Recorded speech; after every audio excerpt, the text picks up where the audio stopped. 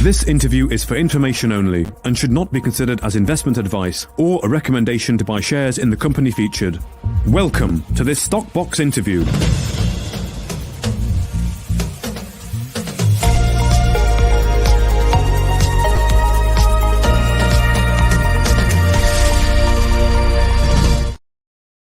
London-listed mining and exploration group First Class Metals manages 9 properties in Ontario, Canada, 8 of which are now 100% owned by the company. Properties include the company's flagship North Hemlo project, an earning joint venture with TSX-listed Palladium 1 at the West Pickle Lake project, and the Zigzag Lithium project, where the company recently reported some excellent grab samples. Late last year, the company signed an option to purchase the historic high-grade Sunbeam property in northwest Ontario and has today announced some very significant sampling results. I'm joined by Chief Executive Mark Sale to tell us more. Hello, Mark. How are you today? I'm good. How are you? Very good, thanks. Very good indeed. So lots to discuss, but the Sunbeam property really has provided a ray of light for the company, and I dare say the region too, with some solid gold grades from channel sampling announced today. Can you take us through this, please? Certainly. And I think just as a backdrop, we should mention that you see a lot of reports of grab samples that have high gold values, and that's the first stage. Obviously, that's the first rung on the ladder, so to speak. But once you actually get into soaring channels across outcrop and you start to get cohesive numbers, that's where you're starting to really put potential onto a prospect. And I like to think of channel samples as horizontal drill holes.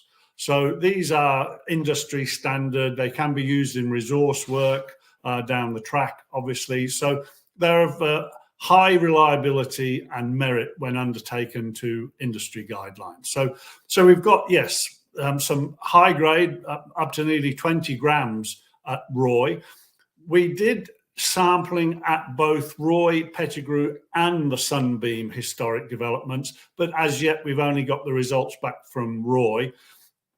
I've been to all 3. I've seen the stripping, and I have to say the rocks that we uncovered in this second round of stripping are far more encouraging and, for me, far juicier, shall we say, using a very technical term, than the initial round of stripping. So I've got high hopes for the numbers that we will get from Pettigrew and from Sunbeam. I'm certainly hoping that they will mirror the ones from Roy. And as I showed in the press release that went out this morning, the channel samples from Roy, and this is where it's important, the comment I made about channel samples being like horizontal drill holes.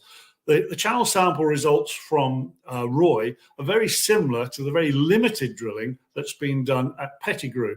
So this is all building a picture now that these 3 areas have, I believe, significant merit.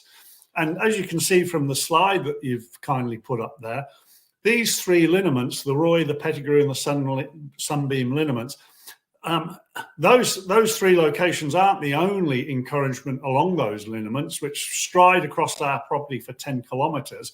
In fact, as you can see from the slide, they're inferred to go off to the property. And because of the encouragement we are getting and the continued potential that the property is showing, that's why we picked up this area to the northeast where those 3 lineaments would march on to. So it's a growing picture, it's growing in confidence, and obviously it's leading up to the inevitable point of requiring drilling.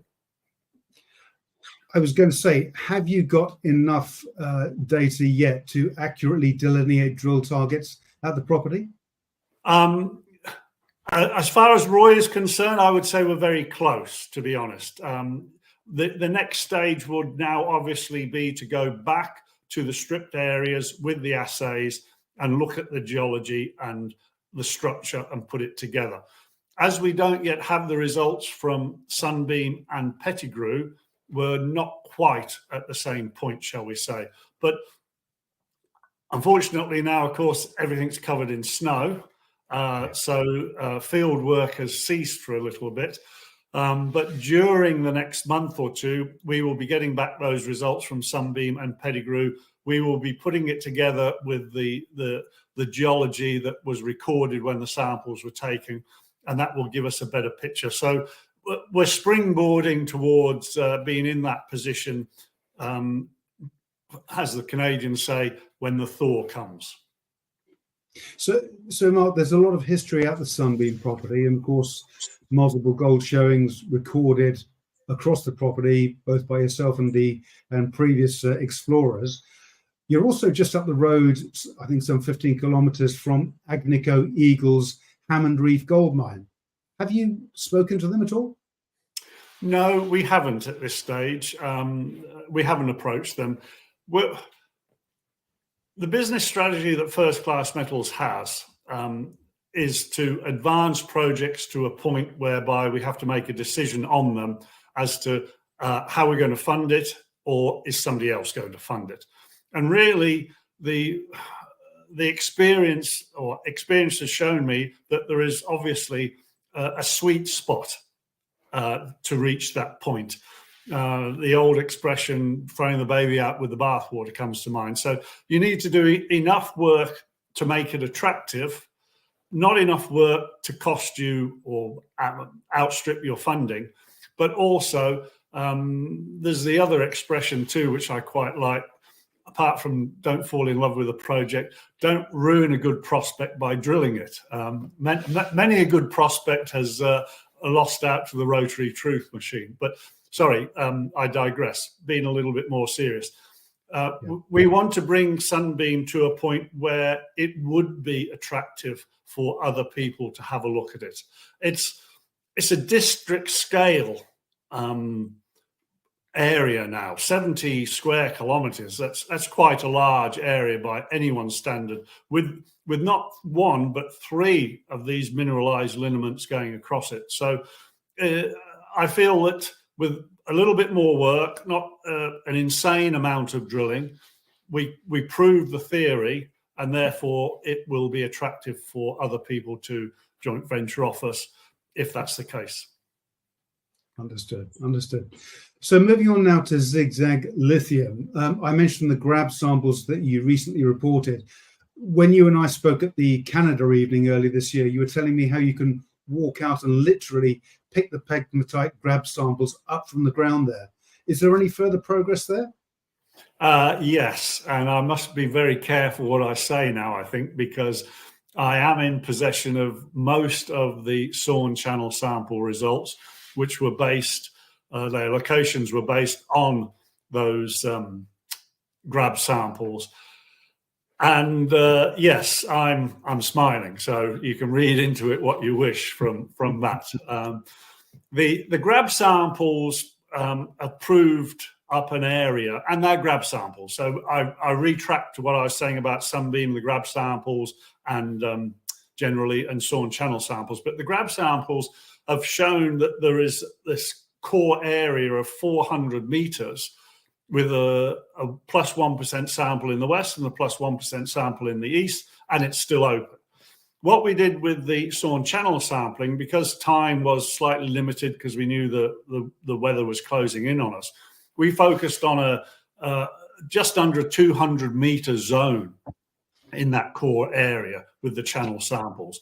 And we also have to remember, we used hand stripping, which was incredibly hard work for the guys to pull back the moss and clear some of the organic matter. So some of the channel samples aren't anywhere near as long as they could have been, should have been, will eventually be once we get a backhoe, a JCB in there, and we can clear a little bit more of the vegetation and the soil cover.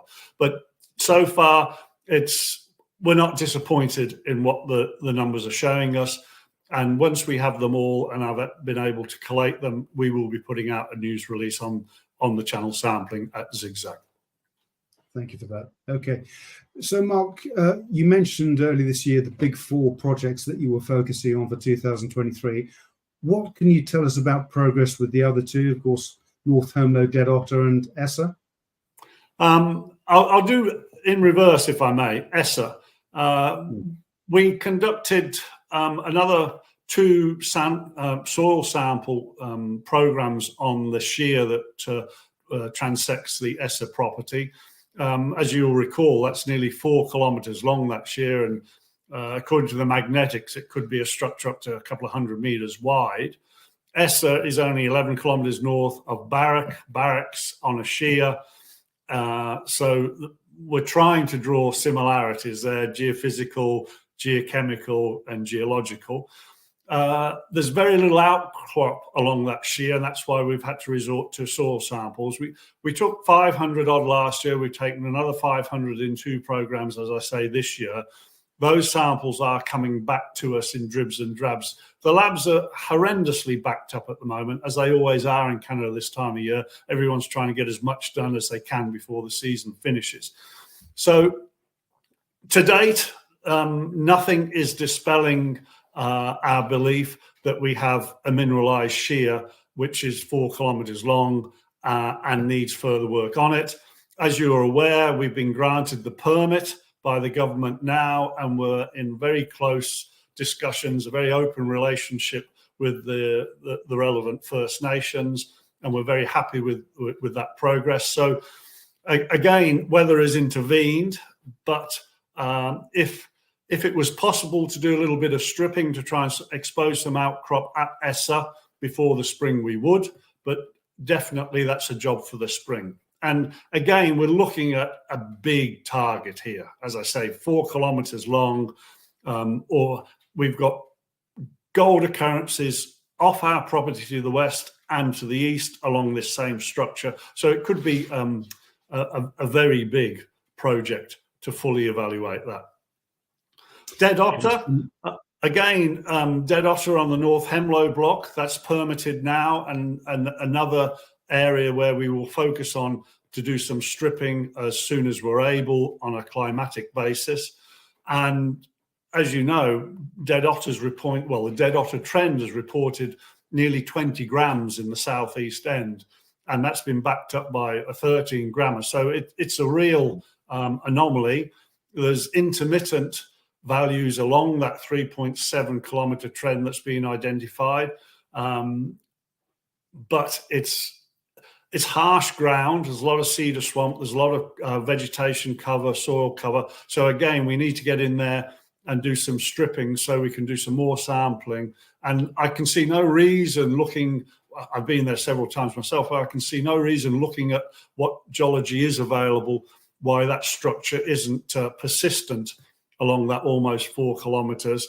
And likewise, the gold too. But I mean, gold, I say to people, there's three things that are important in locating gold.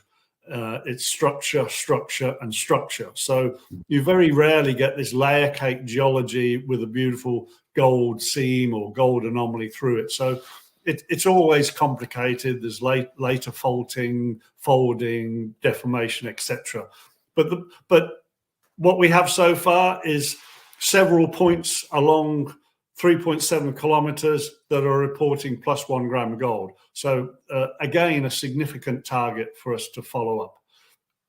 We have been doing further work in the north of the North Hemlow block, west of West Pickle Lake, and we've been looking at some magnetic features there, not only obviously for the gold occurrences, but also to see if there's any mafic, ultramafic rocks which might have a nickel signature. So we are progressing, as is the company's motto, shall I say, to bring the core four, the big four. I think James calls them the big four. I have a core 5 because Paul McKellar never gets spoken about. But, you know, McKellar's day will come. I really do believe McKellar's day will come.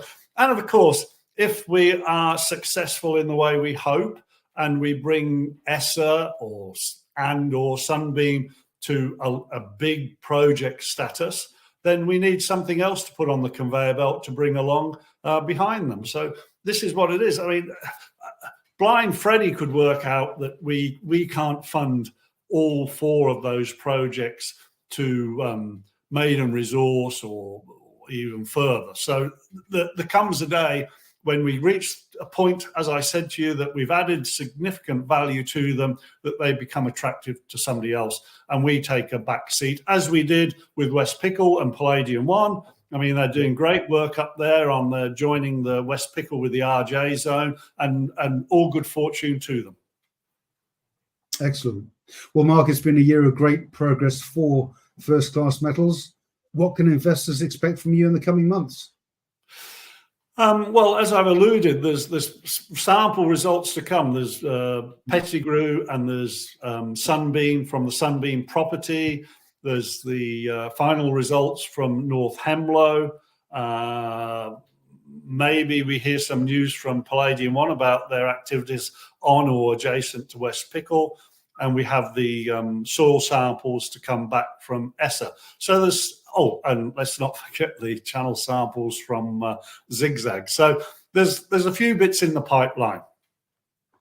Excellent. Well, lots to look forward to in the run-up to the year end and, of course, going to 2024. And Mark, we wish you every success with the exploration. Many thanks again for joining us today. No, thank you for your time. I appreciate it. If you enjoyed this interview, then give us a thumbs up, a like or a retweet. Subscribe to us on YouTube or follow us on Twitter and hit that notification bell to be the first to know when we release new content. There's loads of great content on our website too, across all our programs at stockboxmedia.com. Thank you for watching.